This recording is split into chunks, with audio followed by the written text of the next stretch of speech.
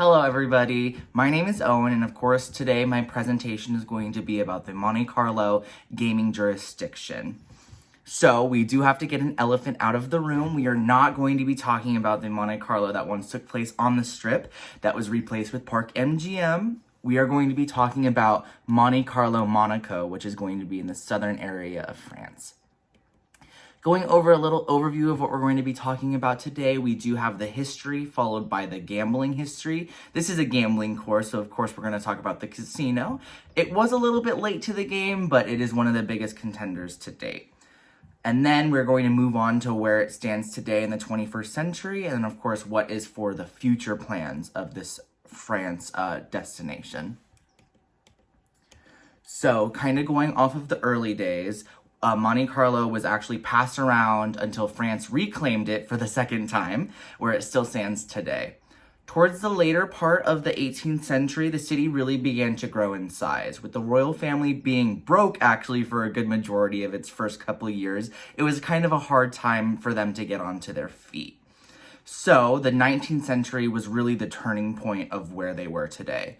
Prince Charles, who of course was in the dynasty of that kind of broke, not really with the funds family, decided to go ahead and really kind of change things around to see the future of this resort city that we have in front of us today.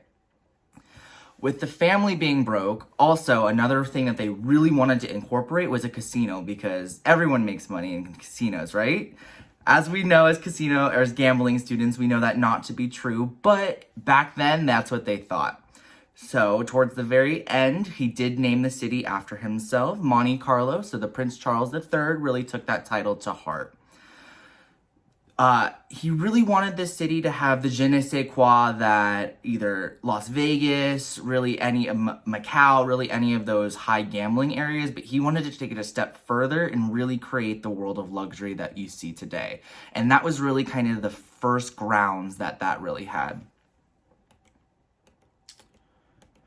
So, finally, the casino is going to stand. Prince Charles III Vision was opened in 1861.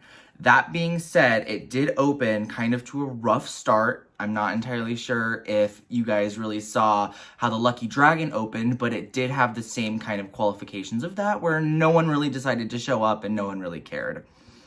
So they had the mentality of going into this business with casinos are going to make the most amount of money, we're going to turn our family name around, and we're going to really destroy all of the competitors when it comes to gambling resort style places.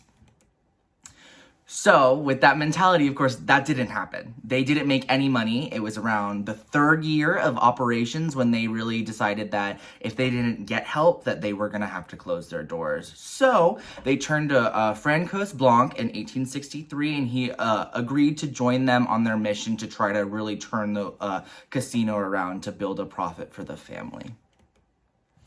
What he envisioned, of course, was put off for a couple years. We did see a boom in entertainment business, so that was kind of where they focused on for the first majority of it. So they built a brand new stage that is still standing today.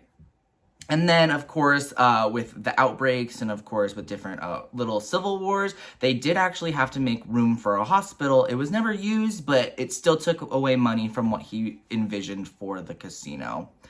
At the very end, we do see this sort of marketing tactic being used in Monte Carlo, not as only for the casino, but for the entire city as well. But it really relied on the concept of luck. And I say that because all of the marketing tactics that they used personally did not work. It was the people and the tourists who were going there that were using word of mouth and just kind of their own sort of marketing that was really able to push it to the next level. The one individual that we are going to talk about that really made that push to have everyone come to Monte Carlo was Charles Wells. Charles Wells was a visitor. He decided to come into the casino one day and decided to put all of his money on a single table game. And there are speculations of which table game that he was playing. It's not really well known. But what we do know is that he pretty much won the entire house share of what they had on the floor. So he pretty much sweeps them out. And of course, today we have rules and regulations about who is able to do that. But back then they didn't. So when Charles Wells did this, he was considered the man who broke the bank at Monte Carlo. And that really kind of boosted to everybody, like, oh my gosh, like we can finally win money for casino games, just because they didn't really know how to run a casino. And so he broke the bank, and followed many travelers that decided that they really wanted to, of course, try to win as much as he did. He even inspired a couple songs. Maybe if you've heard it or not, I'm gonna go ahead and play one for you. Along with an independent air, you can hear the girls declare, he must be a millionaire. You can hear them sigh and wish to die. You can see them wink the other eye at the man who broke the bank at Monte Carlo. So with that song, of course, the title, The Man Who Broke the Bank at Monte Carlo, this catered to so many different people. It would cater to, in this song, he was getting all the women, he was getting all the money, he was really living everybody's dream. And so who's to say that the individuals who were listening to that song didn't want to, of course, try to do that for themselves. Going into where we are kind of currently sitting with Monte Carlo, a lot of you don't really know it. You might have heard the name before, but if you've seen any of the James Bond films, you of course have already seen it 3 occasions.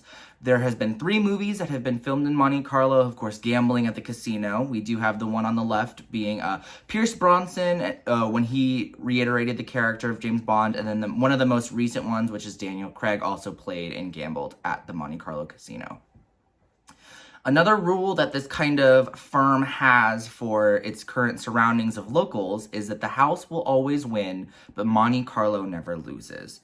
That being said, the house might lose in Vegas a couple times a year, but really in Monte Carlo, they lock that sucker down and they don't really give away any money.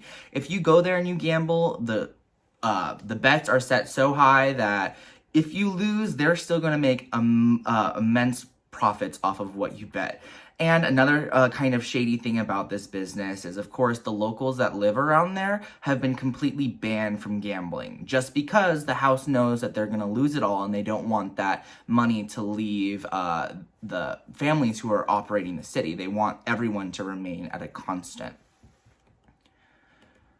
So kind of going over what this place is, I know a couple of the pictures that you've seen from the F1 races to the many yachts inside the harbor, you might be wondering who really goes there. It's honestly the 1%'s 1%. The net worth that you have to be as an individual to even be able to really afford for it is really astronomical, and that's why a lot of the time it's maybe seen on the news or seen with different events happening, but it's really not your budget-friendly trip to Las Vegas, as some of us California locals like to think. At the very bottom of the screen, they always line up all of the expensive cars, the Rolls Royces, Ferraris, Lamborghinis. They line those up all in front of the casino right there.